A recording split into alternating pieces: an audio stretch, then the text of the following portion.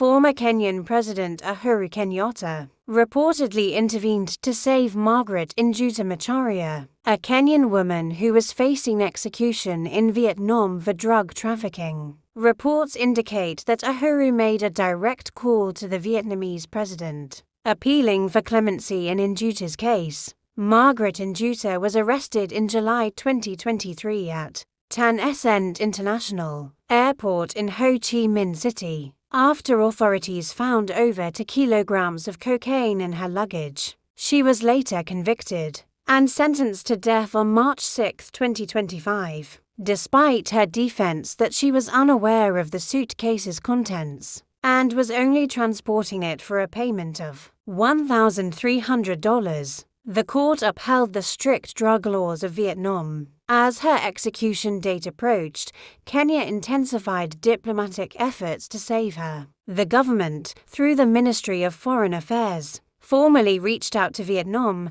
appealing for clemency. Kenyan legislators also called on President William Ruto to intervene. Uhuru Kenyatta's intervention reportedly came at a critical moment. Sources indicate that he reached out directly to the Vietnamese president, making a personal appeal for Injuta's life. His experience in international diplomacy and past engagements with global leaders may have played a role in facilitating the discussion. Vietnam is known for its strict drug policies, where trafficking over 600 grams of heroin or cocaine can result in the death penalty. Despite this, international appeals have in some cases led to commutations or pardons. Uhuru's diplomatic move was seen as a significant effort to secure such an outcome for Injuta. Following the intervention, sources close to the matter indicated that Vietnamese authorities were reviewing the case. The Kenyan government remained optimistic that the execution could be halted.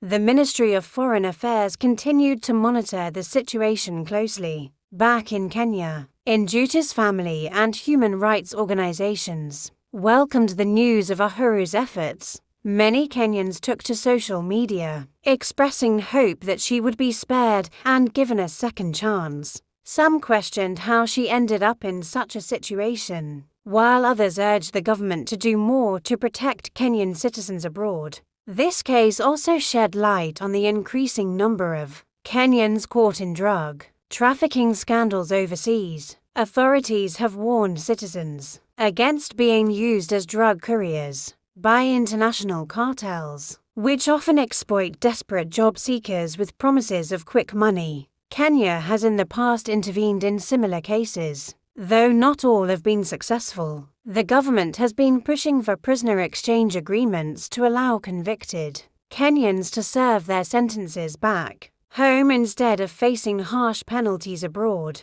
As diplomatic efforts continued, attention shifted to whether Vietnam would respond favorably to Kenya's request. International pressure also mounted, with human rights activists calling for a review of death penalty cases involving foreign nationals. Margaret Injuta's case highlighted the dangers of international drug trafficking and the severe consequences in countries with strict anti-drug laws. While she maintained her innocence, the legal system in Vietnam showed little leniency toward drug-related offenses. Uhuru's involvement in the case was seen as a rare but powerful move, demonstrating how personal diplomacy could influence international justice matters. His direct communication with the Vietnamese leadership brought new hope to those advocating for Injuta's release. With only hours before the scheduled execution, the Kenyan government and its diplomatic team worked tirelessly to secure a favorable outcome. Reports suggested that negotiations were ongoing, and the final decision rested with Vietnam's leadership. If successful,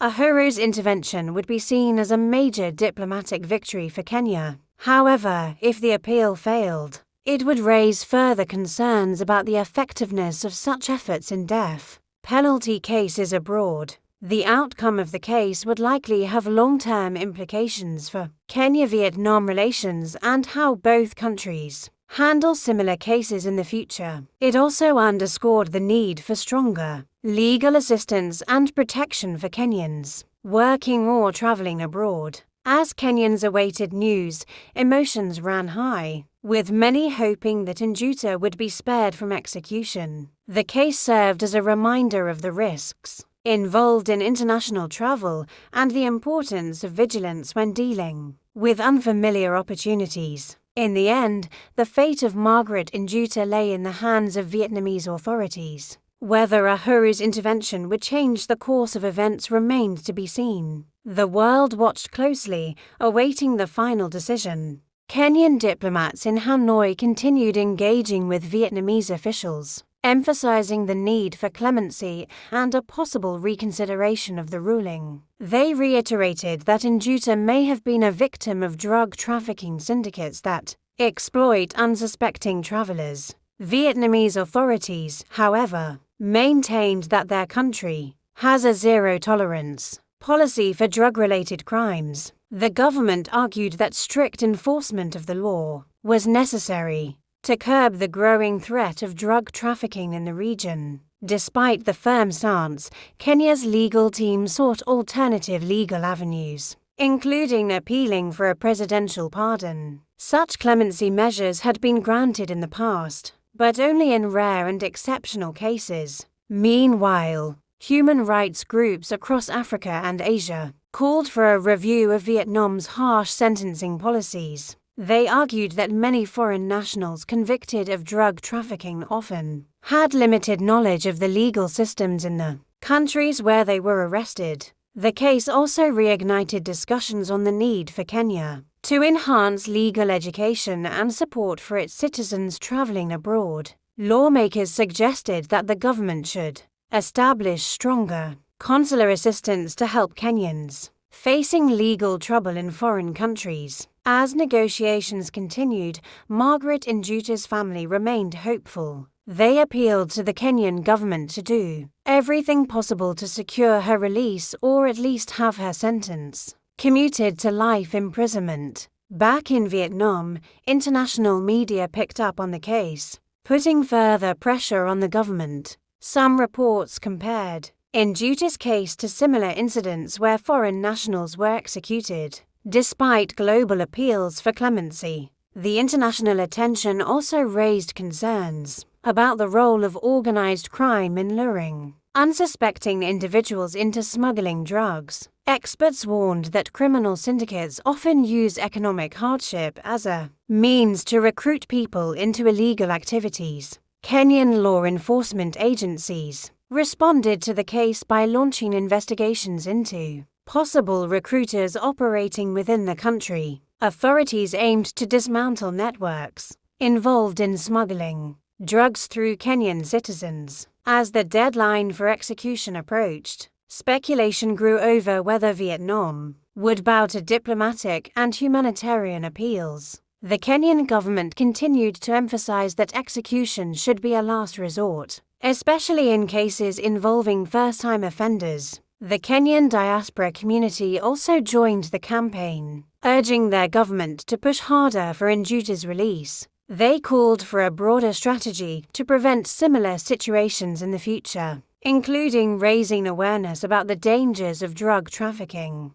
Diplomatic insiders revealed that Vietnam's leadership was under internal pressure as well. While maintaining a tough stance on drugs, they were aware of the growing international attention on the case and the possible diplomatic implications of proceeding with the execution. Some Kenyan leaders suggested that future bilateral agreements between the two nations should include provisions for prisoner exchanges. This would allow Kenyan citizens convicted abroad to serve their sentences back home rather than face extreme penalties. As discussions continued, Njuta was reportedly moved to a high-security detention facility, where she awaited the final decision. Her legal team hoped that the temporary stay on her execution could provide enough time for further negotiations. Meanwhile, political analysts debated the significance of Uhuru